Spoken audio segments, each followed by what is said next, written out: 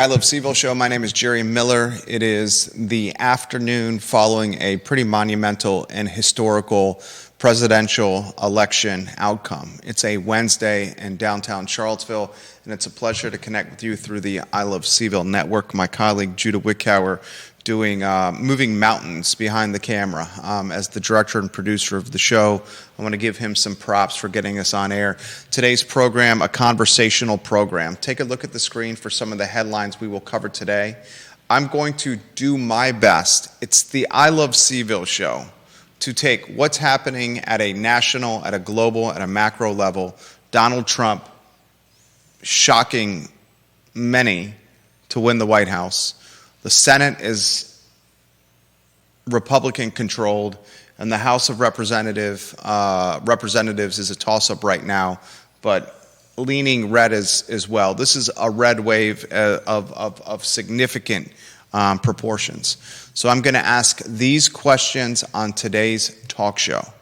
How does a Donald Trump victory in a red wave of significant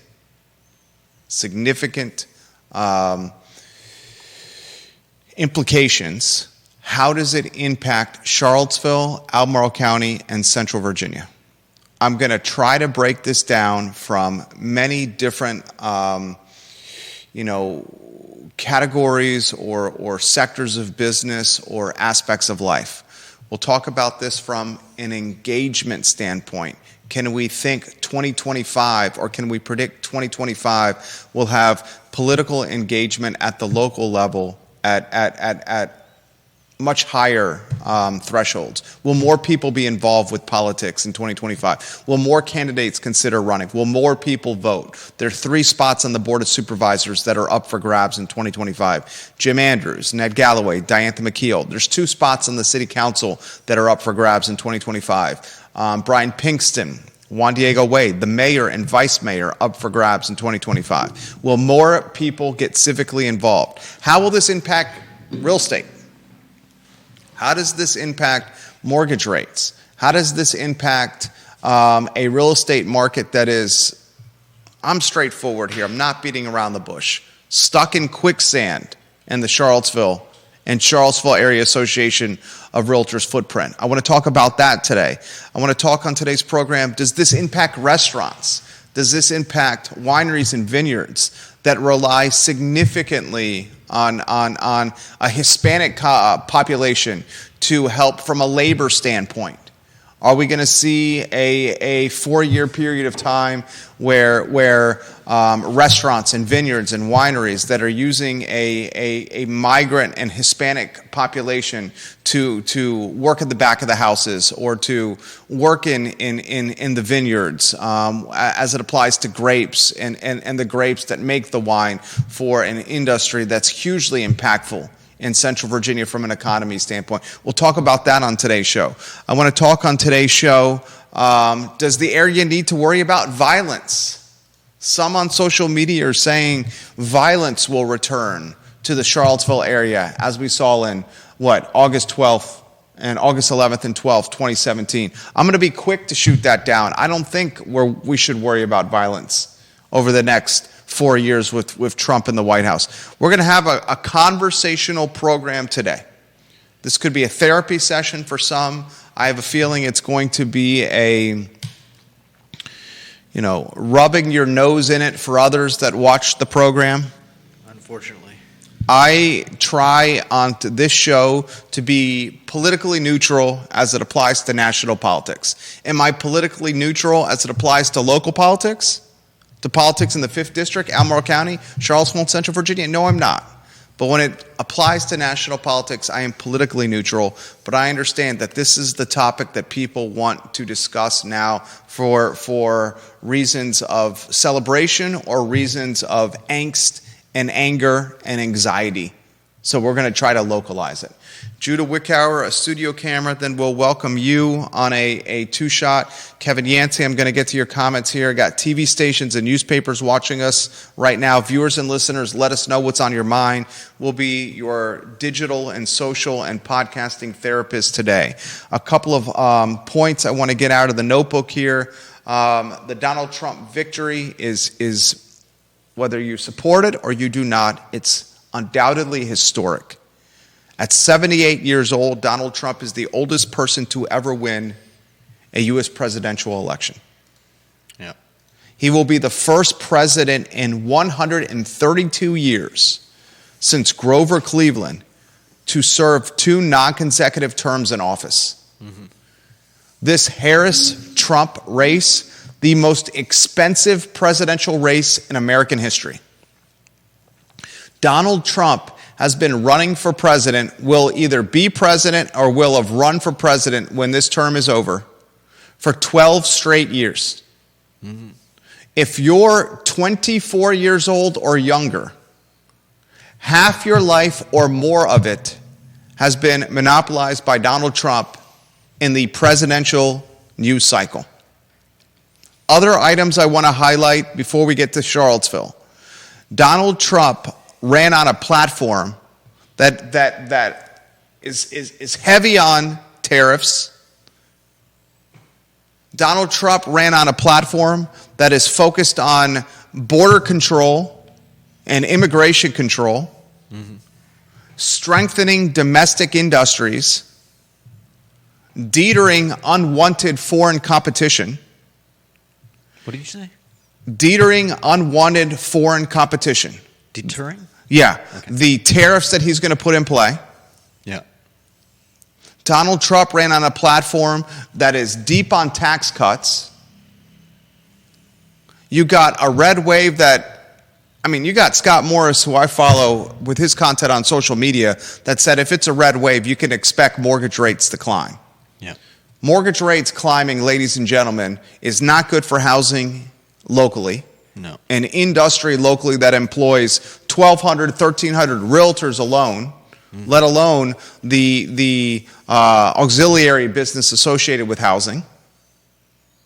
We're going to talk on this show, how does this impact the restaurants, the vineyards, the wineries, the builders, the remodelers that are employing folks that may be in the crossfire of what Donald Trump is trying to do from an immigration standpoint. It's clear as day to anyone that looks at vineyards and wineries. You have a migrant population that's pretty much moving on the season to service the wineries and vineyards, certainly in this region. I'm curious to see how that's going to, once those that are angry or feeling anxiety and angst right now, how it fuels their fire to get involved with politics next year, where half the board of Albemarle County is up for re-election, where 40% of the council in Charlottesville is up for re-election. A lot we're going to cover on today's program. Judah Wickhauer, Elon Musk has got to be smack dab in the middle of the news cycle. You're talking the richest man in the world is now the most powerful man in the world. Elon Musk, his sweepstakes had an impact on this election, where he was trying to drive folks to vote for Trump. Yeah. Elon Musk owns a social media platform of significant proportions, Twitter, X, that just had, over the last 24-hour period of time, the most active users it's ever had in its platform's history. Not surprising. This last 24-hour period of time was the peak usage of Twitter in its history, ladies and gentlemen. You got a man that is, to say he has Trump's ear is an understatement. To say that Musk owns Trump might be more realistic. So here you have the world's richest man becoming the most powerful man as well. How does that impact things not only in our country, but things in our Commonwealth? How does that impact things locally? A lot we're going to unpack on today's program. I want to weave Judah Wickhauer, who's been a trusted voice of reason on this talk show for a significant period of time. We'll talk the trickle-down economics, as Kevin Yancey has put it, and we'll take your comments and questions on the show. The violence headline that's in there has been suggested to us by easily a dozen or more viewers and listeners who fear that's going to happen. Do you want to start with that one? I don't think that's something that I am concerned about locally. I'm not very concerned about it locally either, especially if you're trying to tie that to A11 and 12. I think that that was almost entirely outside agitators, and I think that our little CVille community is not so insane that that people are going to start reacting to neighbors who had Trump signs in their yard. That's the first thing. I'm with you. The first thing I want to push down today is I am not concerned about violence locally as a result of what happened. Yeah. I'm not concerned about that. I want to cross that off the list. I want to be a voice of reason. I am not concerned about that. Yeah. Albert, go ahead. I also think that besides people briefly showing their allegiances with yard signs, I think most people in Charlottesville who lean away from the left, I think tend to keep their allegiances close to their chest. I think people that are right-leaning in this area often know that they're in the minority and keep their mouths shut. How about this from Sean Tubbs' news stack?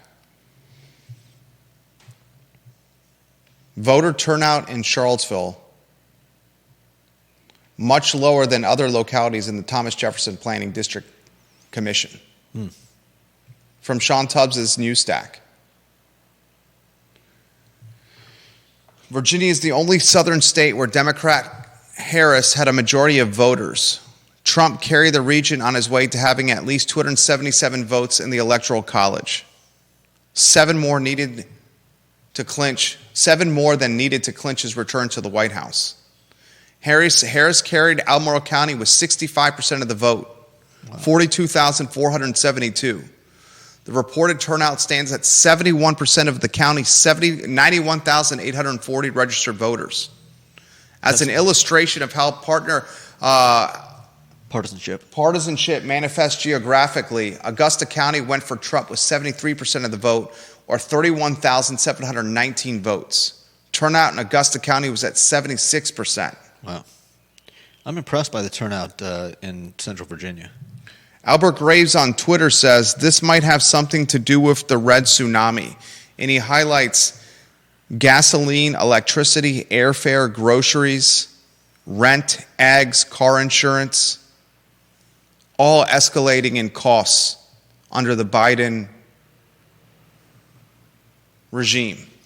Yeah, I think whoever you blame inflation on, inflation was a major factor in people's voting. I'd say the number one factor was inflation. The number one factor. Yeah. Holly Foster, listening to all the national media concerning the amount of money spent by all candidates on advertising, can you imagine how we could repair our infrastructure and improve our health care and education with that money? The most expensive 100%. race in American history. Kevin Higgins, Elon Musk cut the Twitter workforce by 80%, and it's running just fine. Now Trump is going to put him in charge of government efficiency. Put your seatbelt on is all I can say. Remote government workers in our area will be impacted for sure. Reducing government is a message voters want to hear.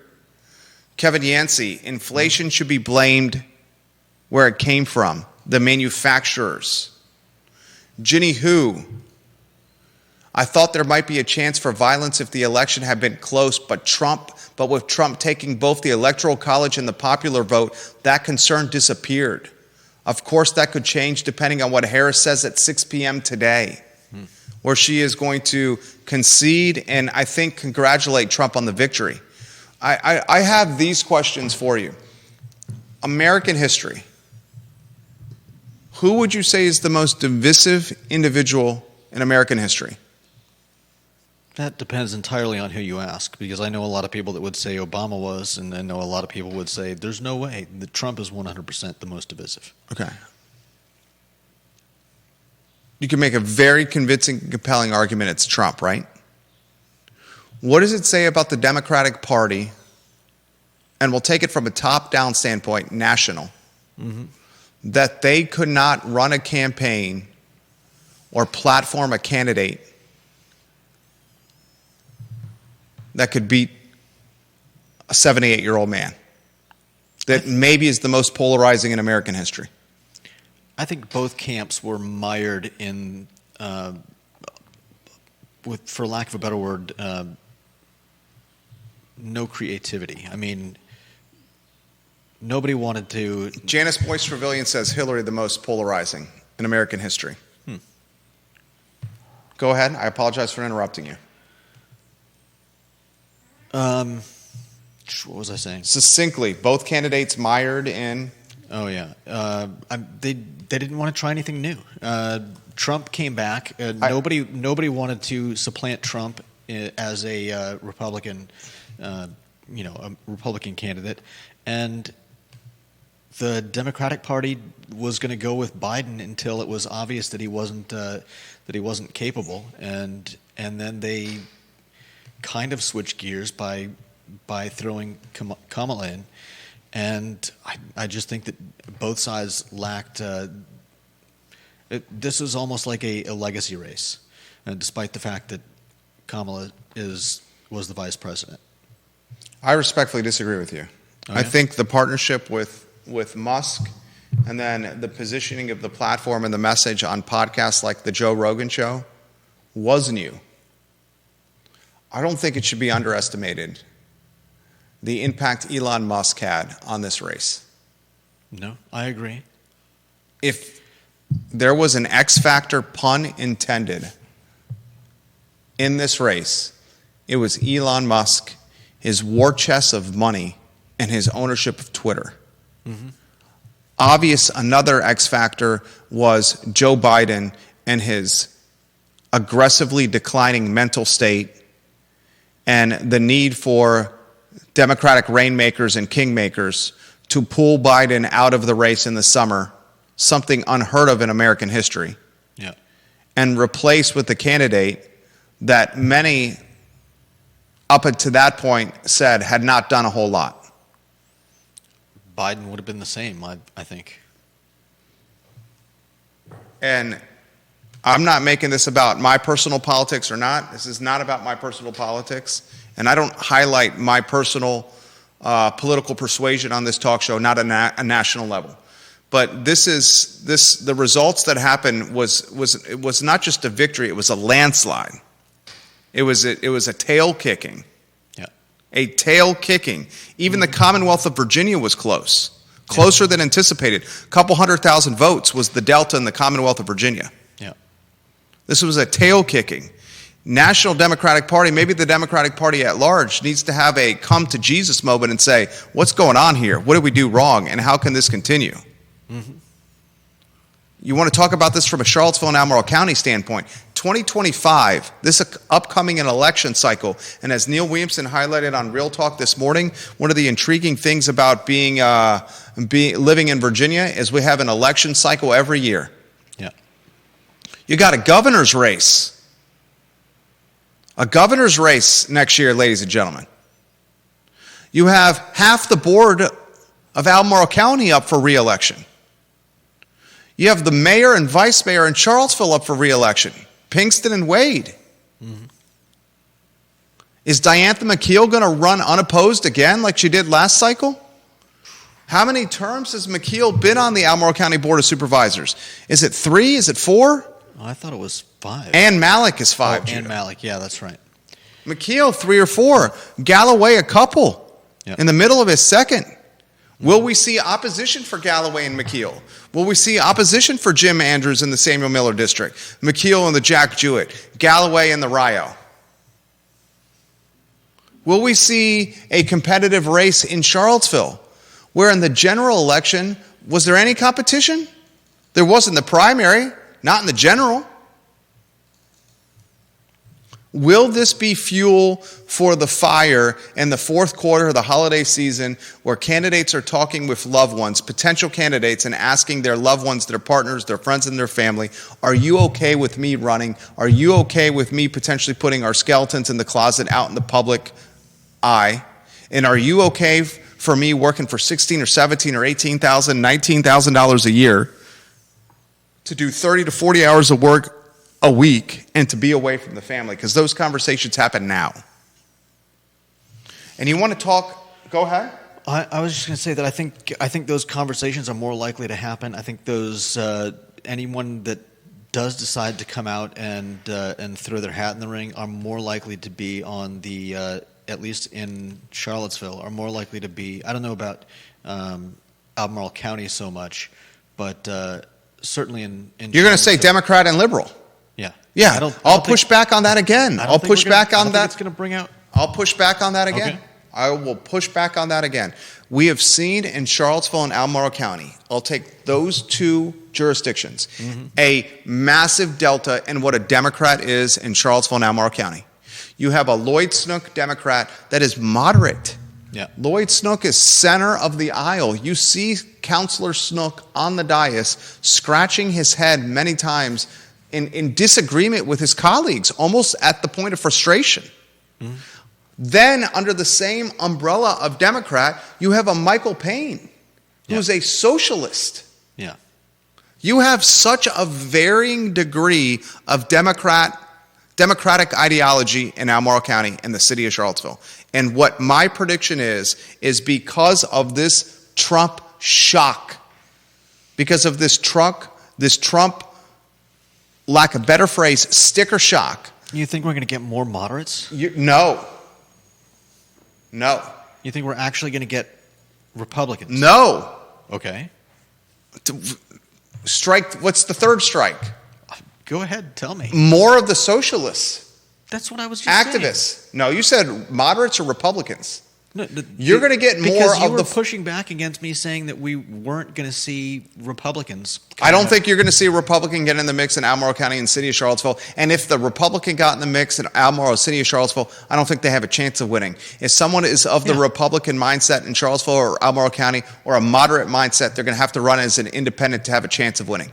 Yeah. Or they're going to have to do I'm going to run as a conservative Democrat, if there's such a thing. That's the way that they're going to win Albemarle County and City of Charlottesville. They're going to have a D next to their name and call it a conservative Democrat, a moderate Democrat, whatever it may be, a little smoke and mirrors. I'm saying this, that Trump is going to bring out more of the Michael Payne activists, Mike Pruitt types in 2025. Yeah. That's what I'm saying. I don't know why you were pushing back against me. You were saying 5 minutes ago that despite the Trump sticker shock, we're not going to see any Republicans get in the mix. Isn't that what you're saying too? Okay, maybe we're miscommunicating here in the weeds as we get from time to time. I am saying this sticker shock will get more of the Michael Payne and Mike Pruitt types considering running in 2025. I agree. That's what I'm saying. I'm saying in 2025, you will see significant voter turnout. I mean, folks, the Dems lost the 5th district. McGuire got the dubs in the 5th. Yeah. He'll be the 4th person in 10 years to represent the 5th district. Yeah. And went from Bob Good to McGuire. Yeah, from Riggleman. Right. The 5th. If you're an activist Democrat, a socialist Democrat, a very left-leaning Democrat, and you're in Charlottesville and Albemarle County, you're putting boots on the ground and figuring out how you're going to make some change. There it is. You lost your 5th district. Your voter turnout was not nearly what you anticipated. Yeah, 60% in Charlottesville. Apathy, my God. And then you're going to get bombarded for the next, 4 years and 2.5 months, 4 years and 2 months with the man that, if you're left socialist activists, You despise. You should see the meltdown that's happening on Nakia Walker, the former mayor's Facebook page right now. Oh man, I don't know if I could take that. No. The type of meltdown that is she watching the program right now? Comments every 2 hours about what's happening. One of the comments, I need white people to tell me about this good y'all pray to. What is the order of the wording? How do you trick God into devaluing the rest of us? What's your first sentence? How do you close? Are you on your knees or in a closet? Does that matter? And continues. Wow. I mean, just the... Kevin Higgins, the scary part of Musk is what Musk will automate in the workforce. Scary may be the wrong word, but it could have a major impact to our labor force. Combine that with AI, and our world is going to change in a big way. Comments coming in quickly. Ginny Who, there were definitely new things, Judah. What's that? Definitely new things that he did. Rogan, call her daddy, garbage trucks, French fries. You could argue which one worked best, but it was definitely new, his strategies, Donald Trump, she says. I wasn't necessarily talking about his strategies. I just meant the choices that we had were nothing new.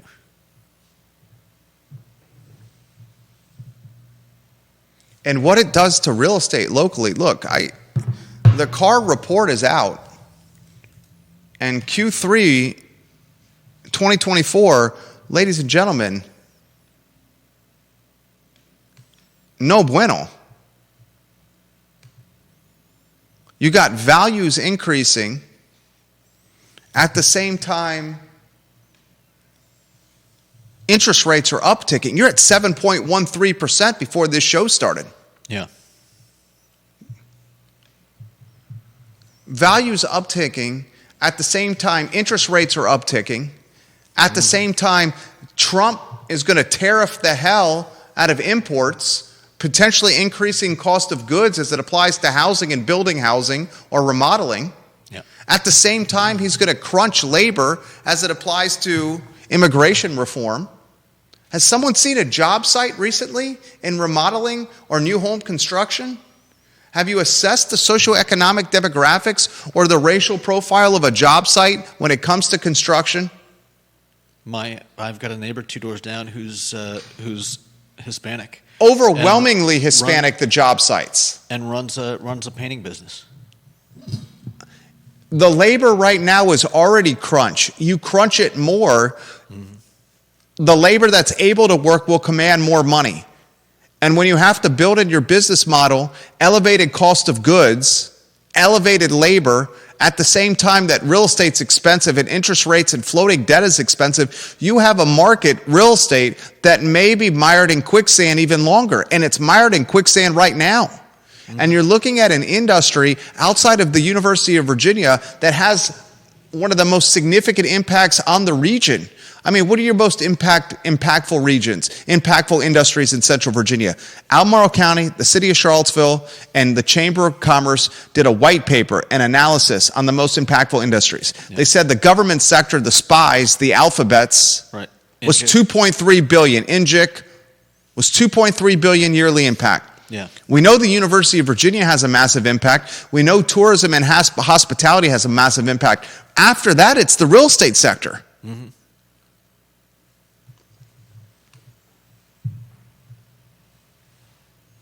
I mean, folks are predicting, I don't buy the prediction with the folks, Kevin's saying this, Yancey, that you'll see a dump in real estate. I don't buy that. Janice Boyce Trevelyan says, it's important to highlight that Louisa, Green, Orange, and Waynesboro all went Trump. The outer counties did. Yeah. Central Virginia, urban ring did not. Albemarle and city of Charlottesville. You have in Central Virginia alone such a dichotomy of ideology. Urban ring, Charlottesville and Albemarle County, blue, but voter turnout. I think because maybe apathetic. Was there an assumption? That would be my guess. Is the people saying, cart before the horse? I know the way Charlottesville goes. I know, my vote is not going to mean much. In fact, that may have been the case for both sides. People knowing the way this area would fall. Heather Lamont Walker, always curious of your perspective on the program. Jump in the mix.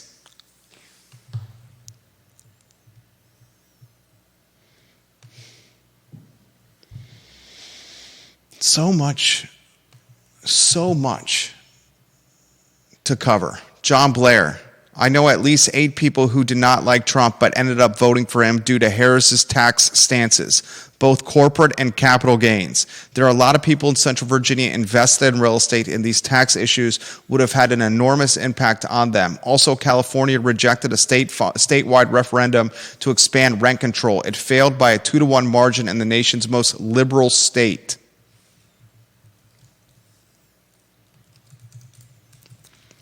You know, this was discussed on Real Talk this morning. Does this Trump race, this presidential race, what's happening in the House of Representatives, where the Republicans are trying to control the House, they already have control of the Senate. Yeah. They already have control of the White House. If they control the House, you have a red wave. Yeah. And it was talked about this morning on Real Talk that this type of macro federal type voting doesn't impact Charlottesville and Albemarle County in Central Virginia. I pushed back on that quickly and aggressively. I think it has an impact on who's going to be civically engaged next year, who chooses to run. I think it's going to impact those very left on the spectrum, the socialists and activists that get involved even more. Yeah. I think it's going to have an impact on interest rates. Trump's already saying he's not going to reappoint Powell. Yeah. It's been saying that for a while. I think it's going to have an impact on housing. It's going to have an impact on cost of goods tied to housing. I think it's going to have an impact on the labor force for small businesses, especially those that are reliant on a migrant labor force.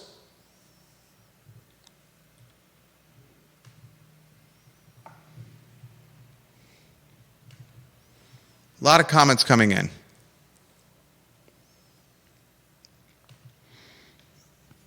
This one I'm going to read. Off the record.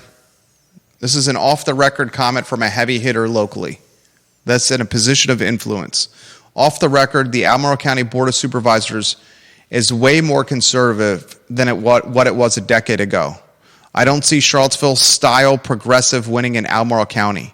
If you look at a vote by vote, most of today's BOS is not terribly different in some of their votes than Republicans like Ken Boyd or Dwayne Snow were years ago. I'll push back on that comment by the heavy hitter. Look at Mike Pruitt. But he ran unopposed. That's the point I'm making. If you get, because of this Trump sticker shock, more Pruitt and Payne types running, and they happen to run for seats unopposed, then the complexion of the board or the dais will change. Quickly change. And maybe I'll catch some heat from that from viewers and listeners for not staying in the race in the Scottsville district to offer Pruitt some competition. And fine, maybe that's deserved heat. I still catch heat for that. Joe Thomas said, look at what happened with the results, Jerry. Said it on the talk show. You could have won this and would have won this. Look at the turnout. But you dropped out of it. I didn't have a choice. I had a younger son that hadn't slept in 7 straight months. I didn't have a choice. Georgia Gilmer, votes in this election weren't necessarily about a candidate you wanted, but a vote against a candidate that you did not like. Yeah.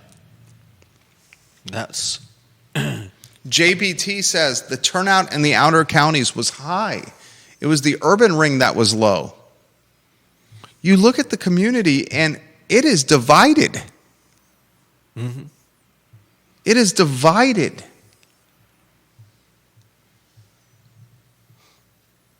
I don't buy it doesn't impact things. And let me tell you something right now, okay? You want to know how else it's going to impact some things? And this is a very frank conversation for you. A very frank conversation, Judah. The top holding in my stock and equities portfolio is what? You know this. NVIDIA. NVIDIA. Who did I say is the most powerful and influential man right now in the world? Musk. Who needs reliable and critically important chips to run his businesses? Tesla. And all of Musk's Musk. companies. Yeah. Who has said that they make fantastic chips? Who has said that they make? I mean, NVIDIA is at the top. Elon Musk says they make the best chips out there. It's not even close. You look at what NVIDIA is doing right now. I'm going to log into Merrill. NVIDIA is up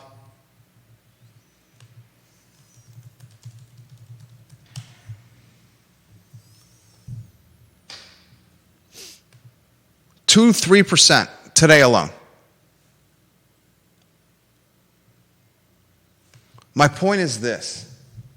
Those deeply involved or holding stocks and equities, the wealthy, will get even wealthier with the certainty or the predictability that may be on the horizon. And that will also change this community and further gentrify it. Because you know why? The wealthy get wealthier, the rich get richer. And on the other end of the spectrum, The poor get poorer.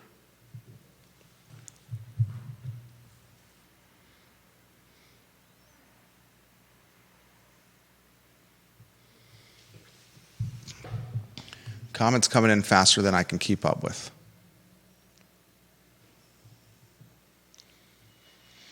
Carly Wagner responding to Georgia Gilmer. A lot of the voting was done as a rebuke of the current party in charge, a direction, and to change the direction of the country. Mm-hmm. Georgia Gilmer responds, or put it this way, people are not voting for a candidate of choice, but a candidate they oppose. Yeah. Janice Boyce Trevelyan, those NVIDIA chips are big for government as well. Janice Boyce Trevelyan says people like Nakia Walker making those comments on her Facebook page alienate the outer counties as well. Yeah. Not only alienate, but galvanize the outer counties as well. Mm-hmm.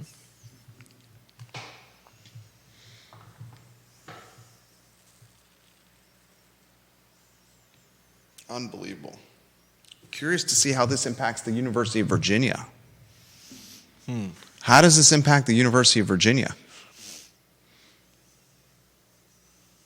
How does this impact the University of Virginia with its push to becoming a new Ivy League school, to raising tuition for in-state and out-of-state room, board, books, tuition, flirting with $100,000 a year, $100,000 a year? How does this impact the University of Virginia from a DEI push? I mean, they've already got, 13 or 14. 13 Youngkins. Yeah. Appointees on the Board of Visitors. Its health system is in, how would you characterize it? The UVA health system right now. Man, in dire need of a image makeover.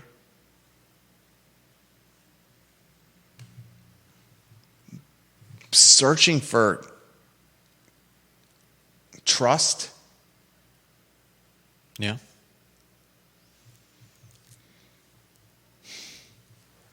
How would you characterize the president and his tenure right now? Oh, you're talking about President Ryan. Oh man. I mean, I've thought for the last year that he's got to be looking for a way out. Between one can assume being forced to call the Virginia, the state police on his own students to just the tragedy of the mass shooting, and now this controversy over the UVA health system. I gotta figure he's getting tired. How does this impact the public schools locally? How does it impact enrollment locally?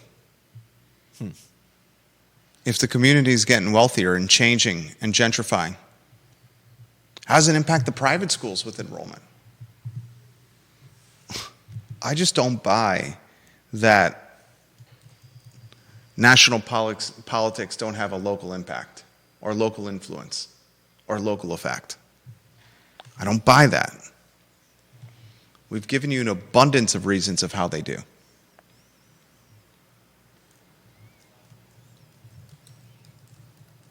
And I would follow what happens in this House race very closely.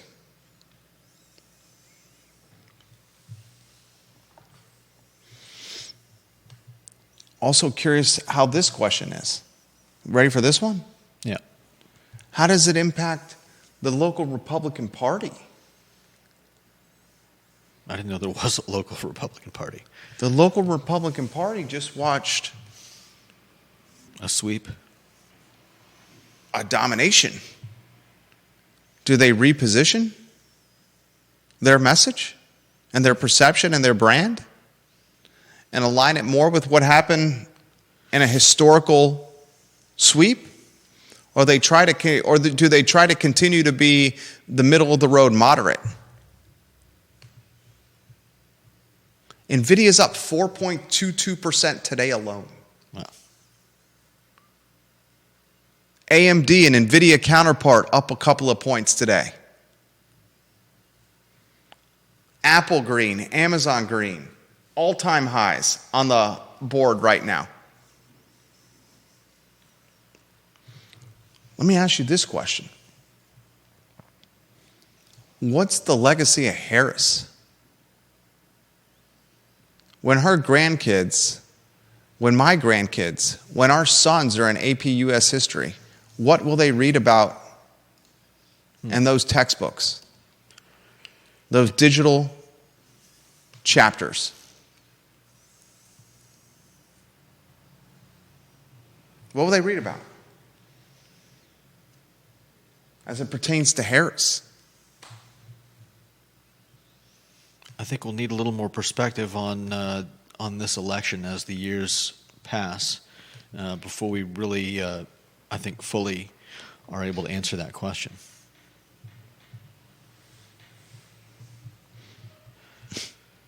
I'm pretty sure I can predict what the legacy is going to be.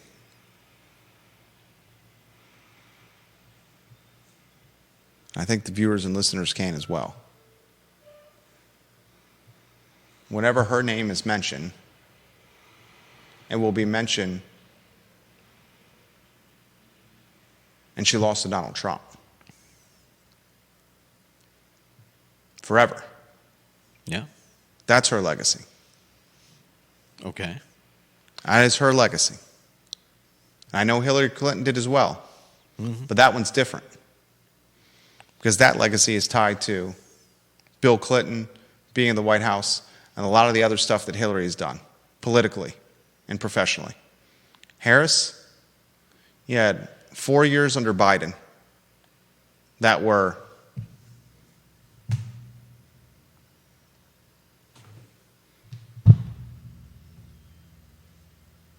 I'll let the viewer and listener finish that sentence.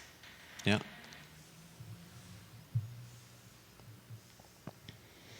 The heavy hitter on direct message. I love when this heavy hitter comments in ways that I can utilize his name in real time, but I respect his need for anonymity here. He says, Mike Pruitt has implied several times he'd consider expanding the growth area. That'd be hearsay among Democrats a decade ago.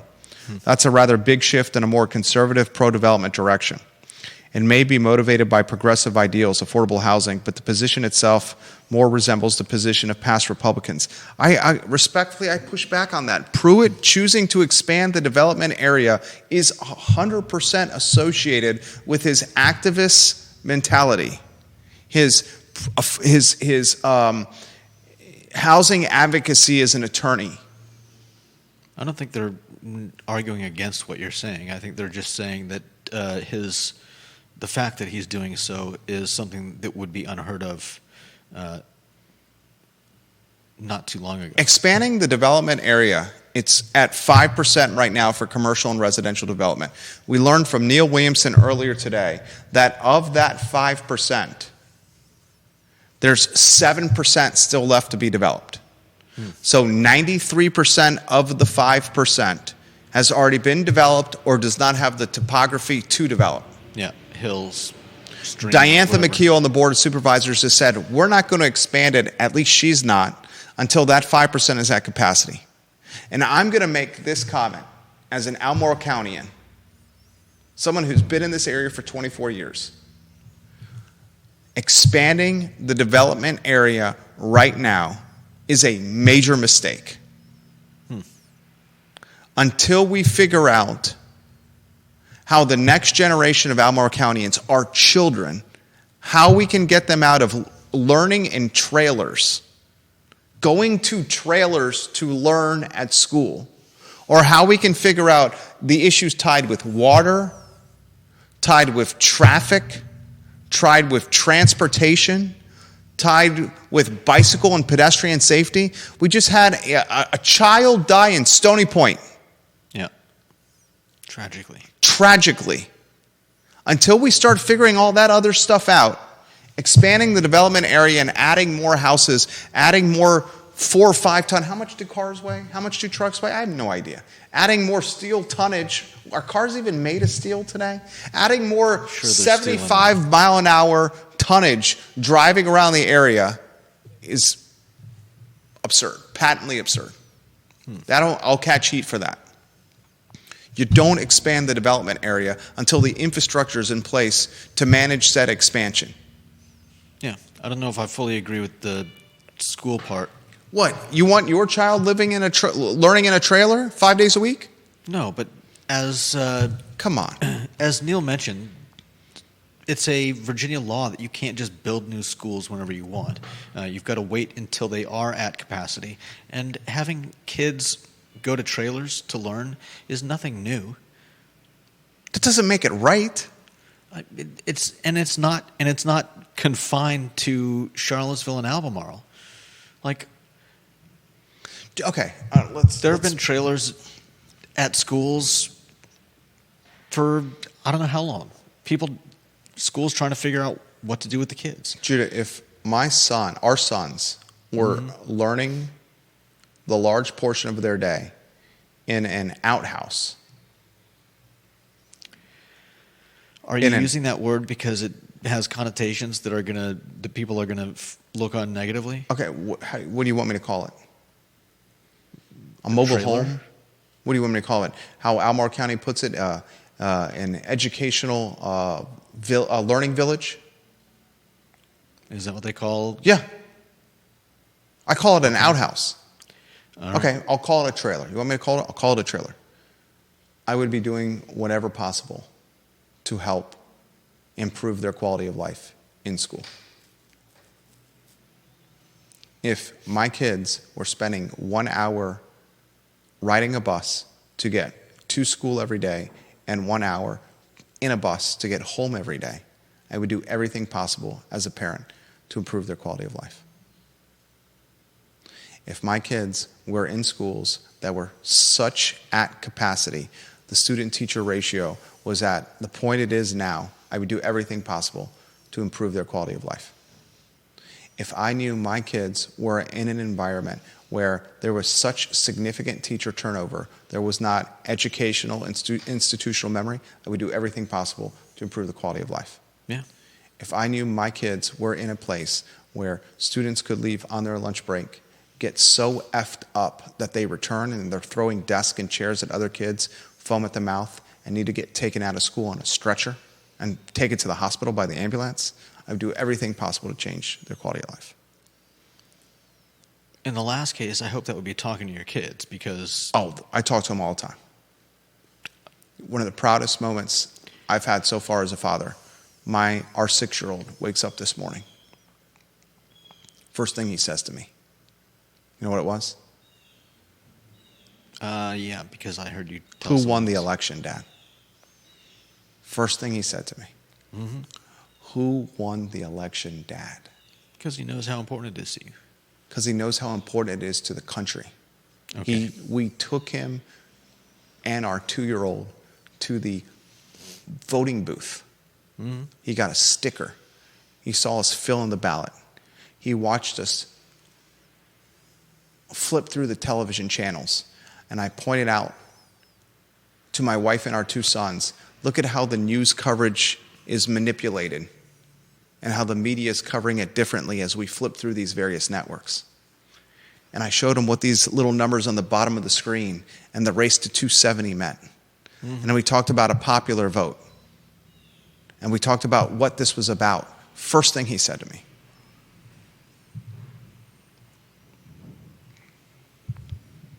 First thing.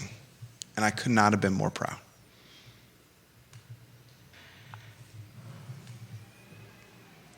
I'll close this at the 127-minute marker, 57 straight minutes here on the talk show.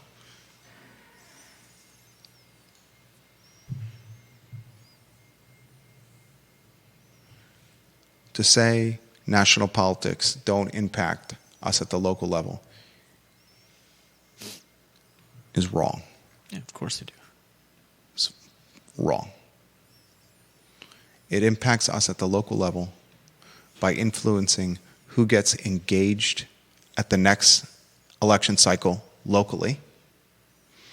It impacts us at the local level by creating a firestorm of voter turnout the next election cycle, because in Virginia we have races every year.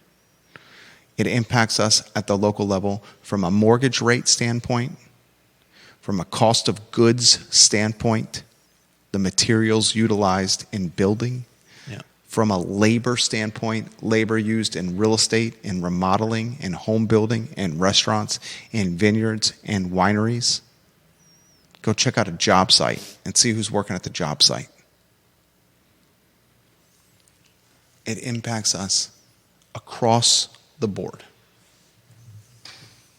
And I think it's also going to have an impact on local political parties. The Democrats locally in Charlottesville and Albemarle County have to ask themselves, why was turnout so low? The Republicans in Charlottesville and Albemarle County, John Lowry and his party, have to ask themselves, should we model our efforts more like what happened federally? The outer counties in Fluvanna, Orange, Louisa, Greene, Nelson, are they becoming more silos for their citizens? Are their locals choosing to stay in the counties even more that they live in, refusing to patronize or support the adjacent counties because of politics and divisiveness? Why is foot traffic in downtown Charlottesville down more than 1 million people based on data collected from IP addresses tied to cell phones and presented by Friends of CVille, the downtown lobbying group? From 2017 to today, there's 1 million less visitors in downtown Charlottesville. Do we say it's strictly because of homelessness and crime? Or do we say it's an outer county boycott of Charlottesville because of its politics, because of the collateral damage of previous regimes? All politics impact local. That's the Wednesday edition of the I Love CVille Show. Judah Wickower and Jerry Miller.